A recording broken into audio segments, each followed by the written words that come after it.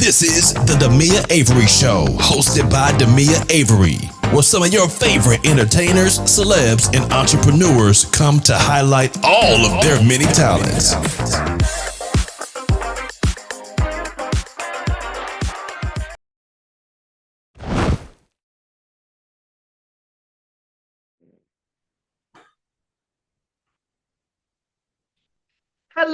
Hello, everyone. This is Demia Avery of the Demia Avery Show, and we have yet another fantastic guest with us tonight.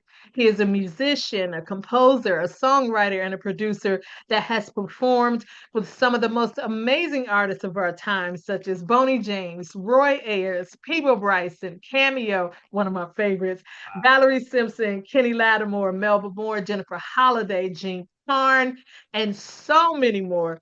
Here he is to talk about his latest release, Good to Go. Please welcome the remarkably talented Mr. William Green. Welcome. What's up, Demir? How you doing?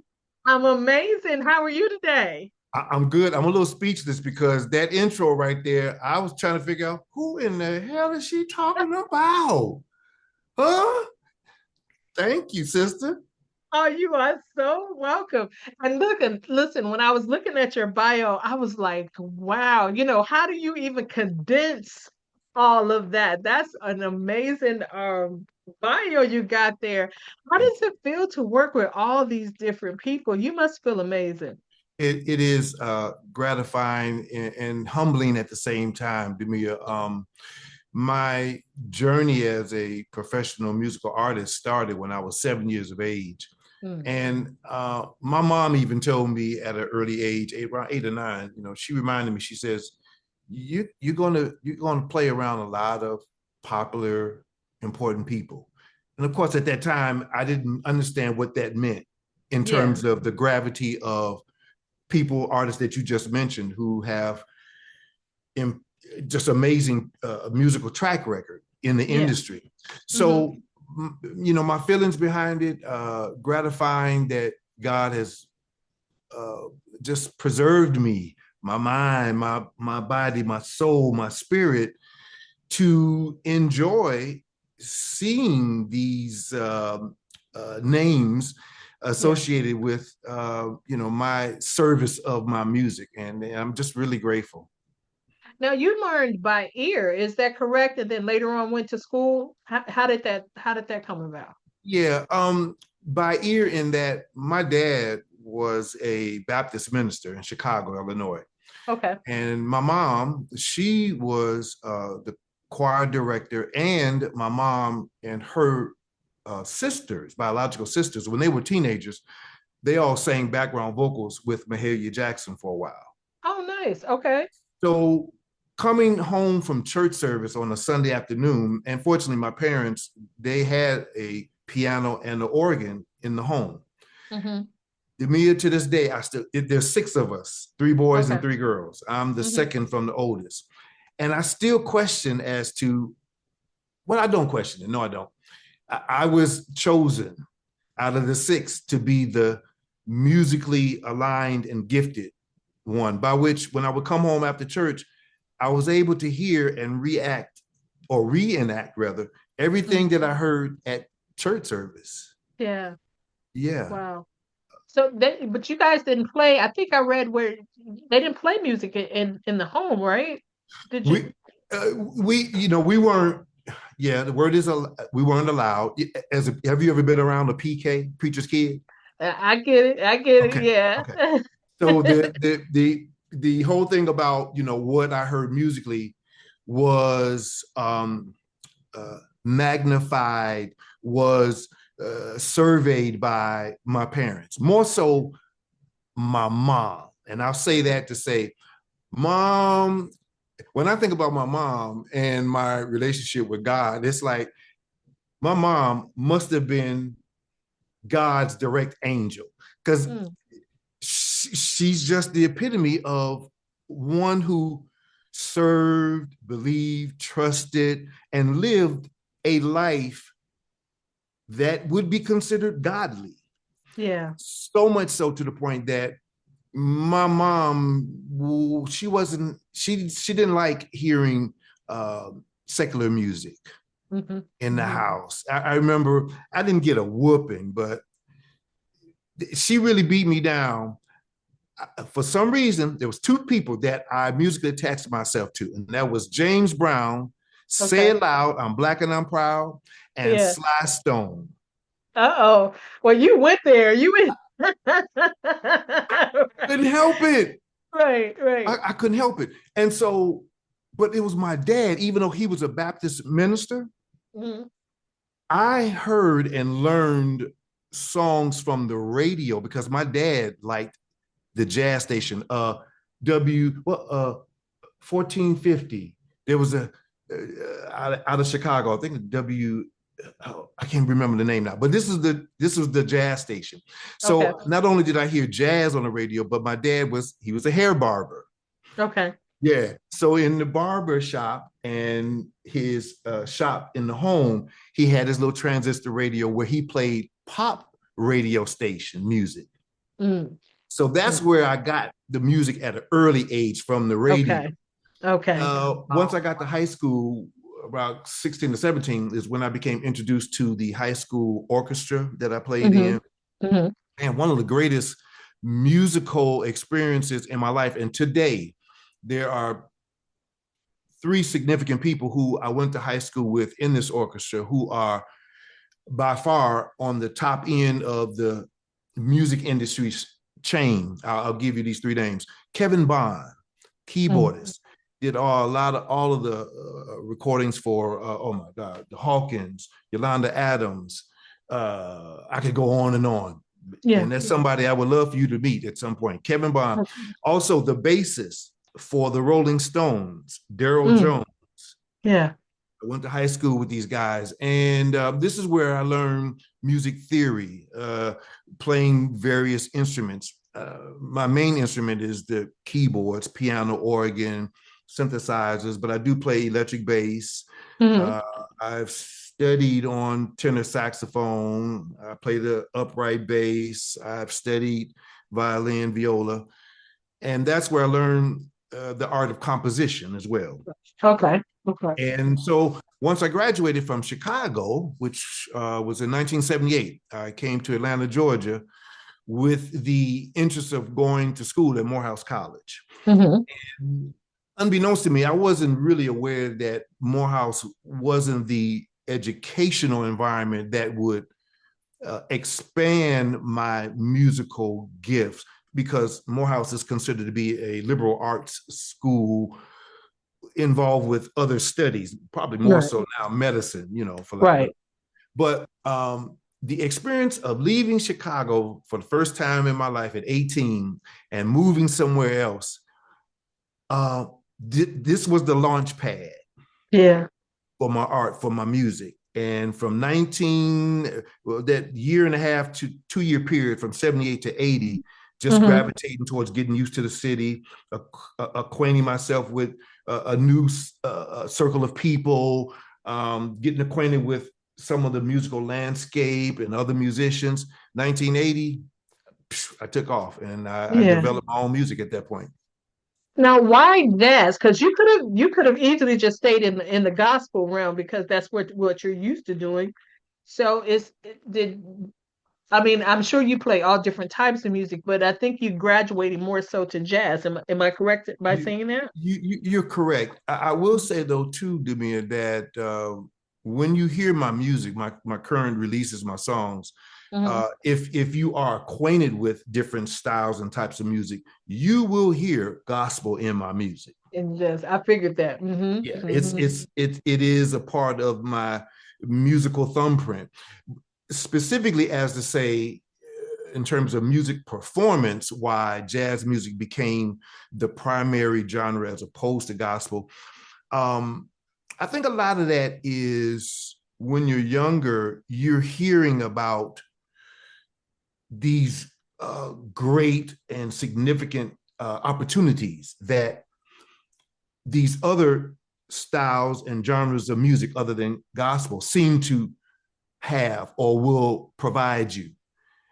And again, even though gospel was the primary music that I played, the circle of people that I involved myself with once I got to Atlanta was not just gospel. It became a little bit more of, you know, your contemporary music, R&B, jazz, soul music.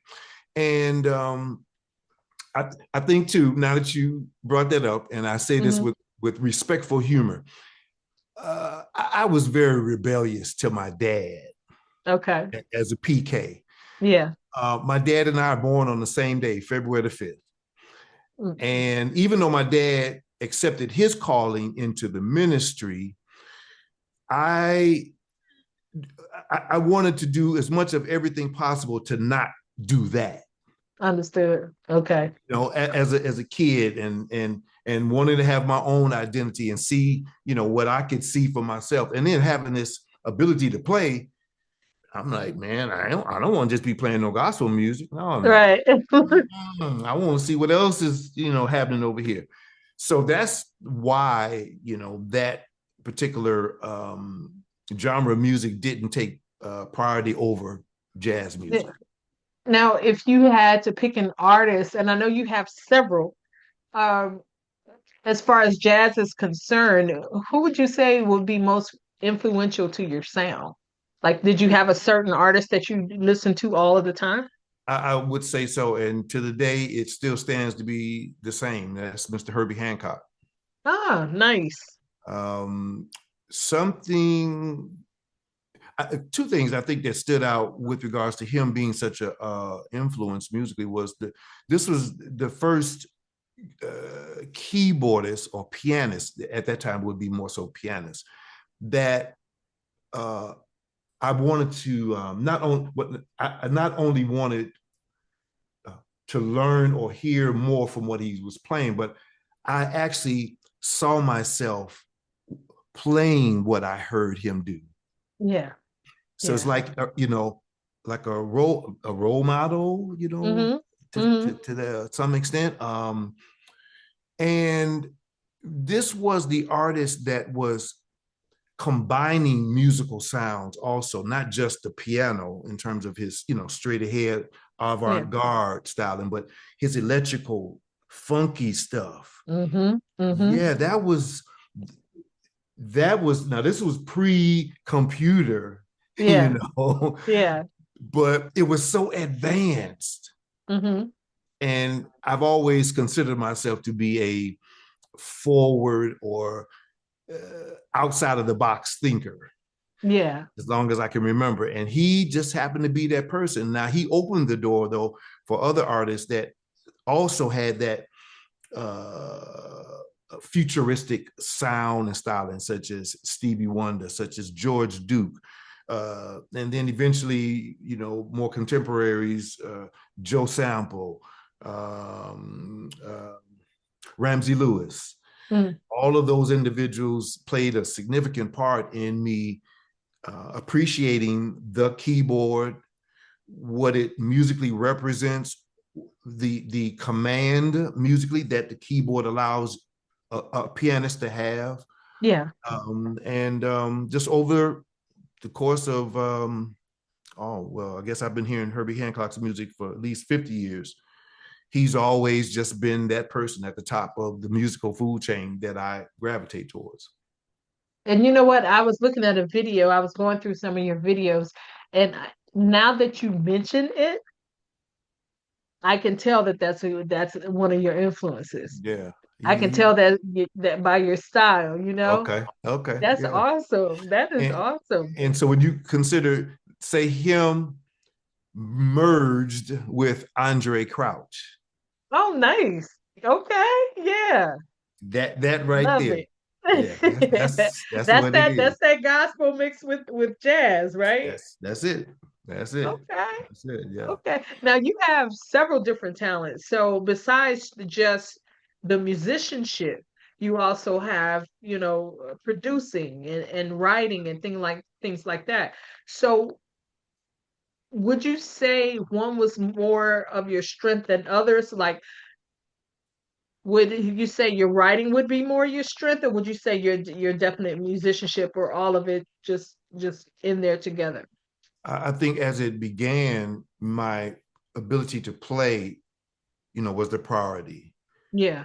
And then over a period of time, I saw myself gravitating towards um, the interest and the excitement about writing, songwriting. I've been writing songs, Demir, probably since I was 11. Really, what do you write about? What do you write about? Is it like life experiences or what? Then I only, well, no, then I wrote gospel songs, the lyrics, the music.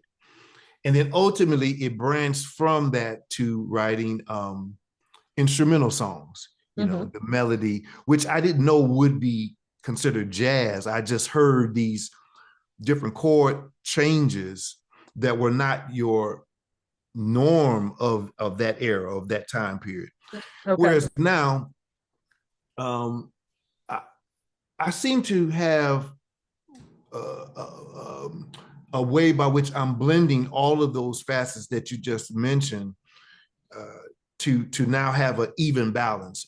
Okay. I do perform probably more than I produce, but my passion for it, my desire of producing is on the same level as the excitement that I get when I go play a gig somewhere. Yeah.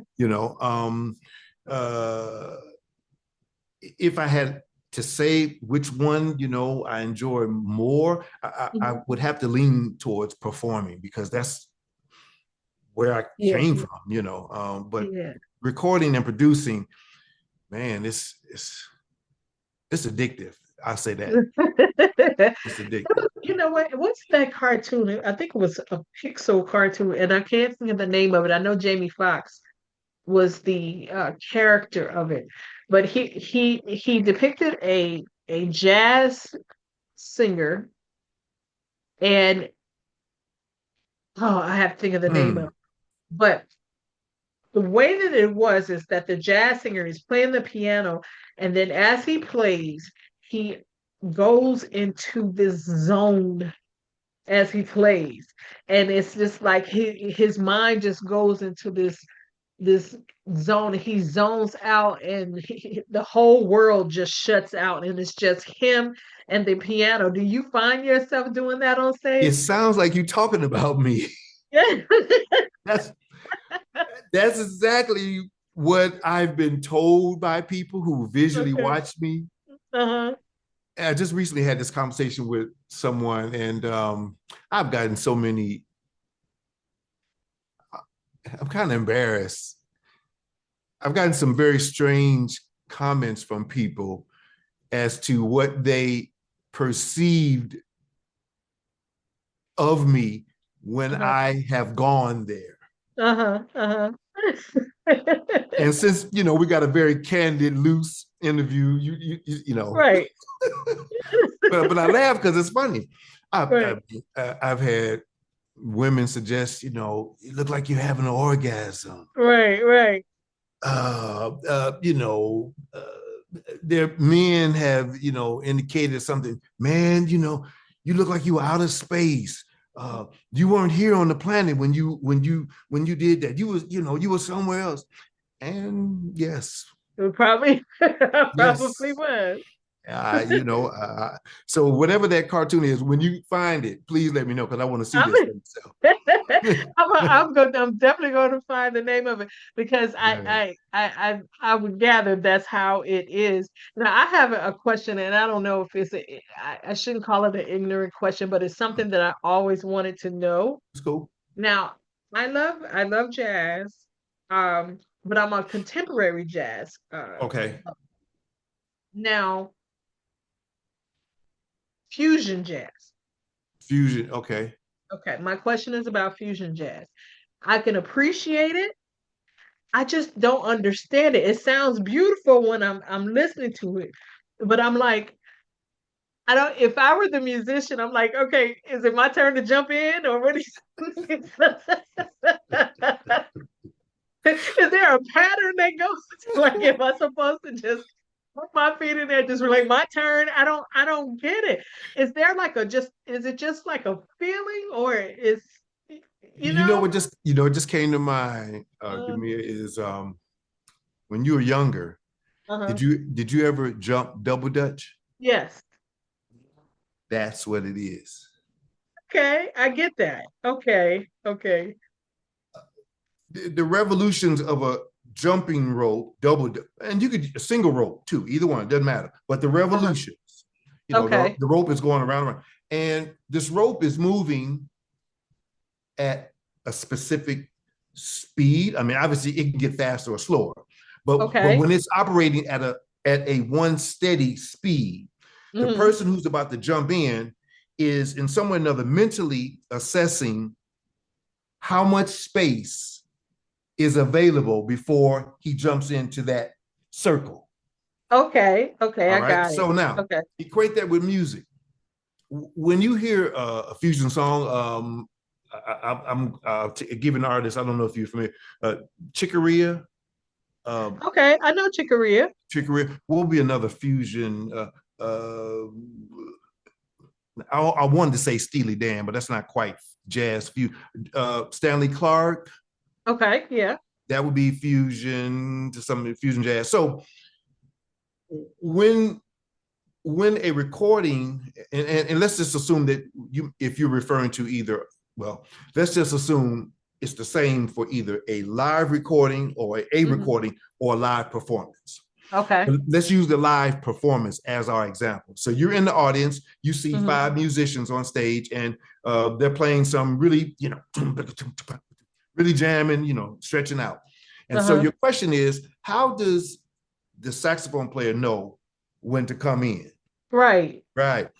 And so within the context of whatever this song is that's being performed, there is going to be an area where space is going to be created, yes, Hmm. where it allows an individual who was told previously, maybe previously in the rehearsal, maybe previously as far as the music that's written out, a chart, Hmm. that when we get to section so and so and so and so in this song, bam, you can get in.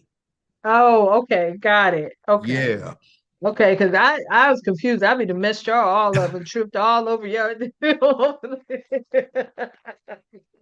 I guess I can't invite you to sit in with my band, huh? No, you cannot. No, you cannot, because I'm gonna play over everybody's part. There will be no empty space. But not to your credit, Demia, what you just said is honoring your truth about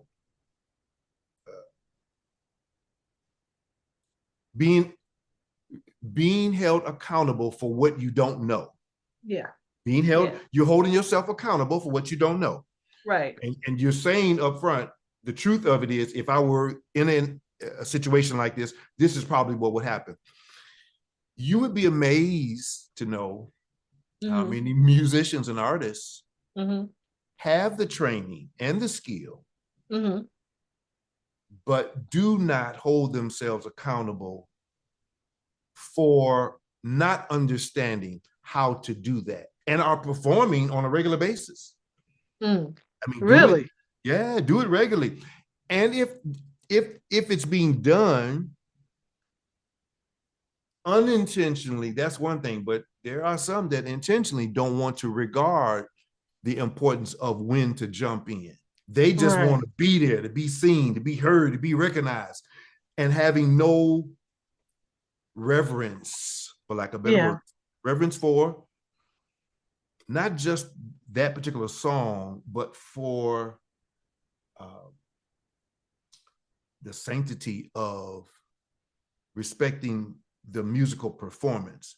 Right. So if you're told ahead of time at your rehearsal, maybe, or like I said, if you get the music and it says on the music, when we get to section letter B, make sure you drop out. Okay. Section B, make Okay. sure you drop out. You got the music. You come to the Hmm. gig, you playing, you see where it says drop on section B, but what do? I want to get my shine in, so I'm gonna play right here on section. You Hmm. see, So that's someone who knows that it's not time to jump in. Right, And you right. shouldn't, as opposed to what you're saying, you're describing someone who's not really sure about it, but you have these skills, you got this ability, or you have a desire, let's say that, you got a desire to be, run all these riffs. And so you think that you just supposed to play when you feel it, which is not correct. No. I thought everybody just, did the doggone thing. Nah. But speaking of feeling, I want to ask you this. Out of all of the people that you played with, one person that I really love, well, Peabo Bryson is one of my all-time favorites. But Gene Carne, I'm interested to know that there's a spark of magic. Well, Okay. you can say you have a nice voice to me. Yeah. I used to do a little bit of. Okay. How is it working with Gene Carne? Because she's amazing. Wow, there's so much I can say. The experience with her. Jean is a female vocalist who has great stage. What's the word I'm looking for?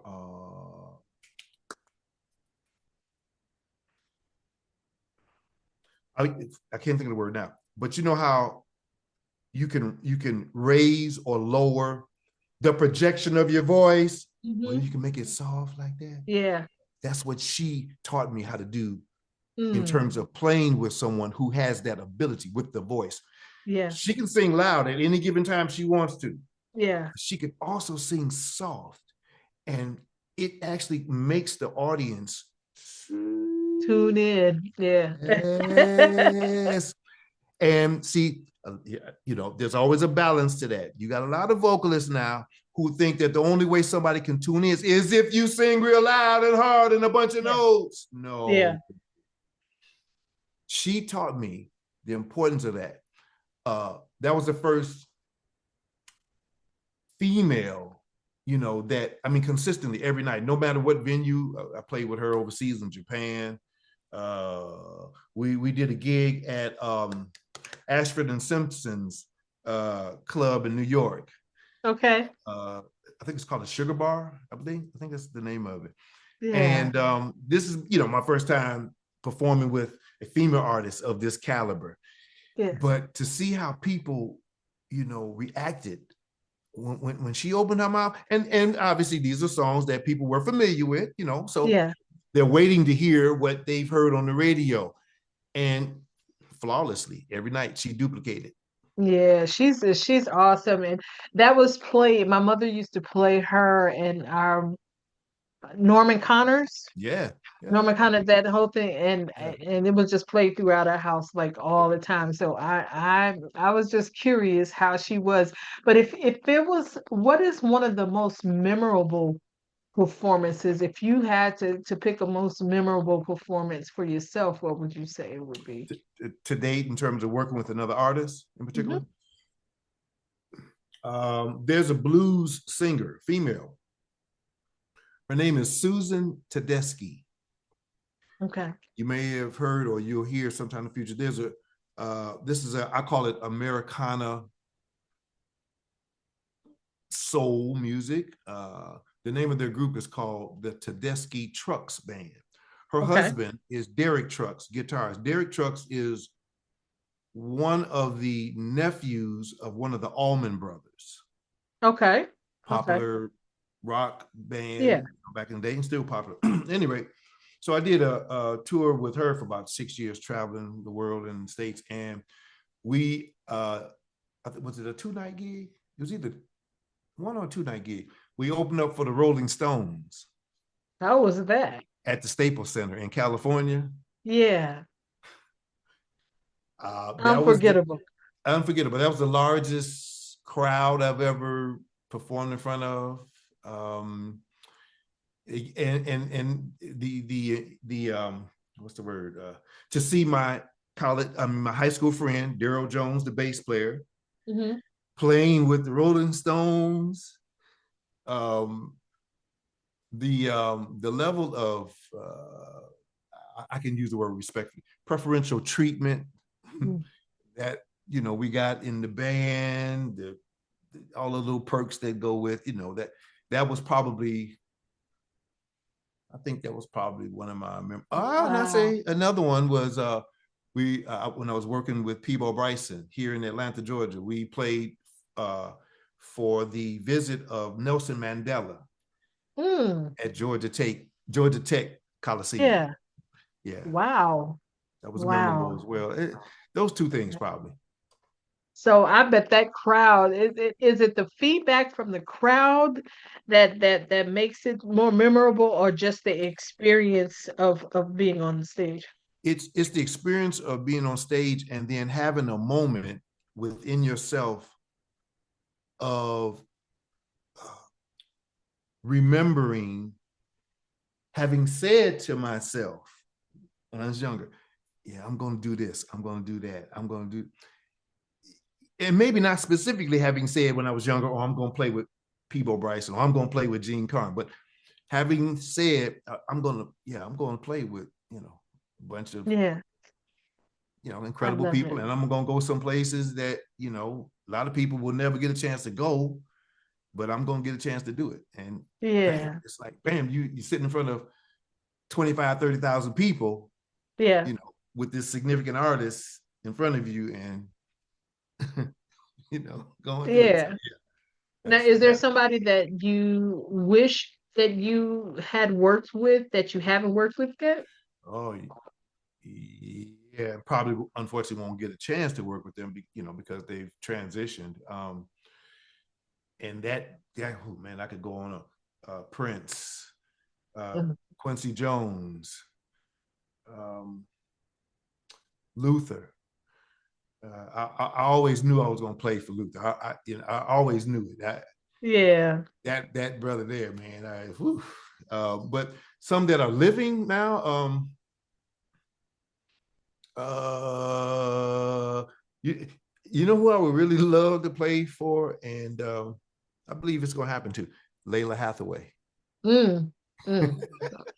Nice. Yeah, I would love to play for her. Stokely. Oh, that would be awesome. Yeah. And he's an instrument by himself. Oh my God. The brother's energy. Still at his age, he's relatively still singing songs that he sang 20, 30 years ago in the same key. That's not something that a lot of vocalists are able to do, because your voice is changing as you get older, Right. But yeah, those, I could name so many to me. It's just, I think I enjoy, though, being able to sit on my sofa, cut on YouTube, and watch these people and imagine me, playing. And I'm very analytical when I watch something. So I sometimes try to refrain from saying, oh, I could play his gig, I could play her gig, because that person, the keyboard player that's playing right now, oh, they ain't doing nothing. They ain't nothing. So, I try to live vicariously through, the lives of other people that I see playing for people that I would like to play for as well.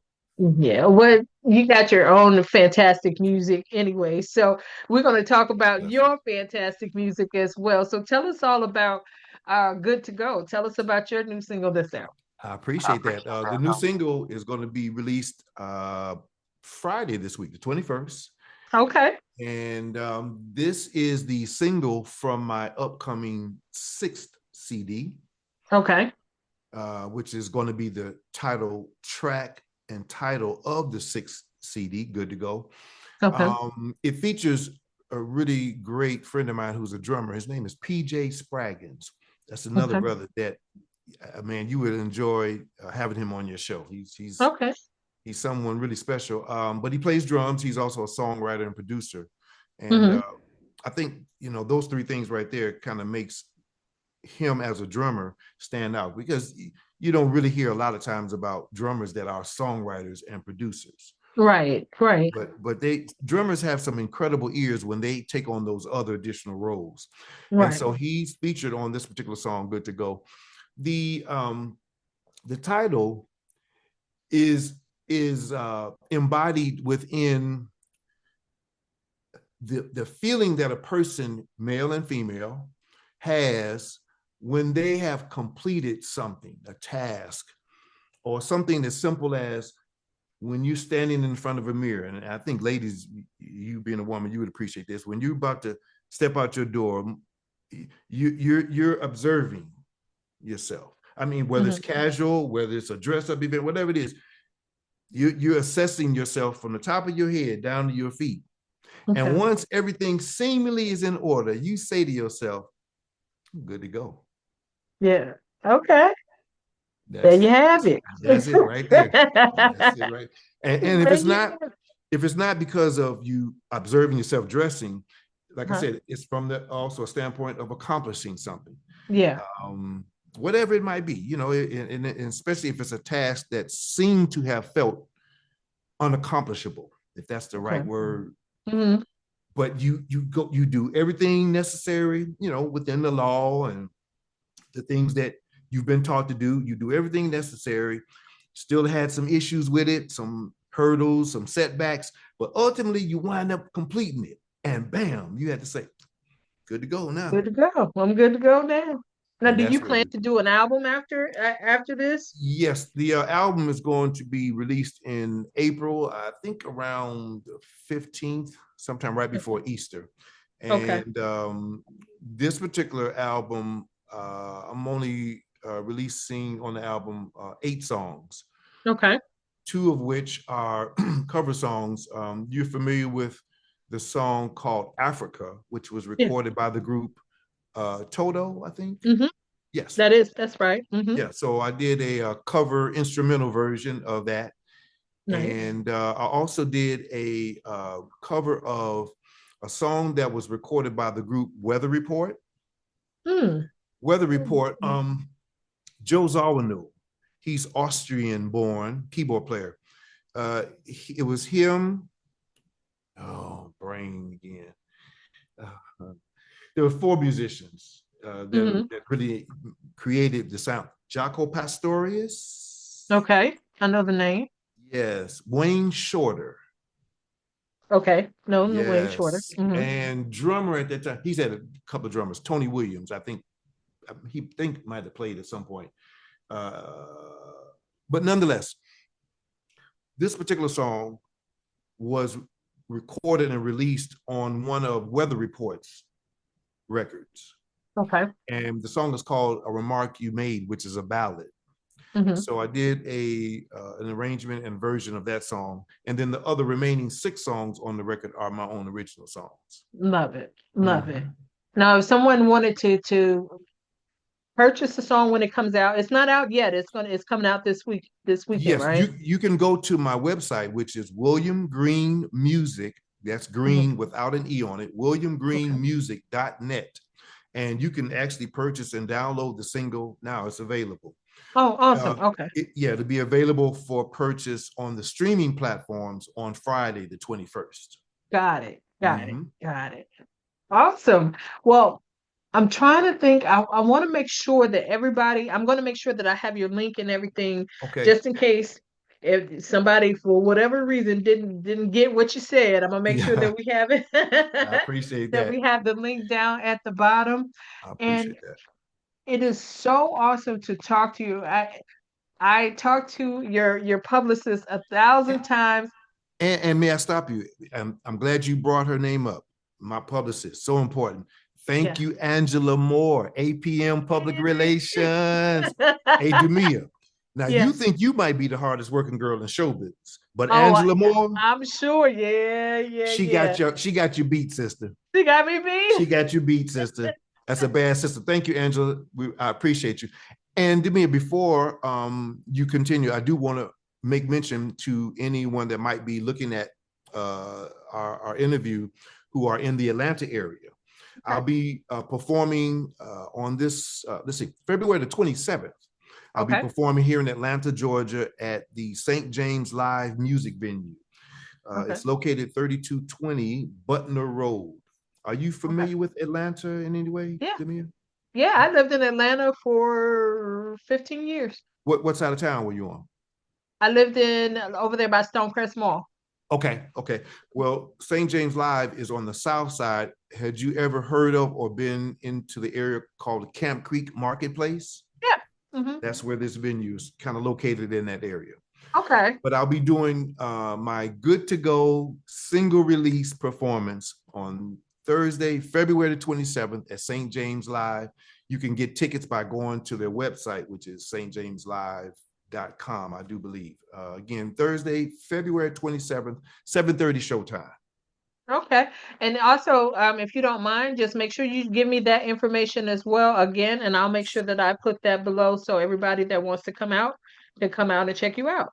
Sure. So again, the website is William Green Music, William, William, Green, like the color, no E on the end of green, Mhm. WilliamGreenMusic.net. I'm also on Facebook, IG, Instagram as well. William Green Music. Where else can you find? You can find me pretty much everywhere. You might see me at the end of an expressway ramp with a sign. Please find and follow me on Spotify. And in case you all didn't know, Spotify is a music platform where independent artists like myself are able to attract fans and allow our fans to keep up with us. So I strongly encourage all of you that are listening to this interview, follow me on Spotify as well. All right, well, you heard it. So we want to thank the multifaceted William Green for coming out and sharing his stories, sharing his music with us. Make sure you go out and follow, not just follow, we want you to actually buy. So Yes. buy his music and support him. And William, we're going to say goodbye to you. And anytime you want to come back, please feel free to come back and talk to Thank us. you. Thank you, Demi. I Yes, so appreciate y'all. Have a great day, everybody. thank you. Bye-bye. All right. Bye-bye.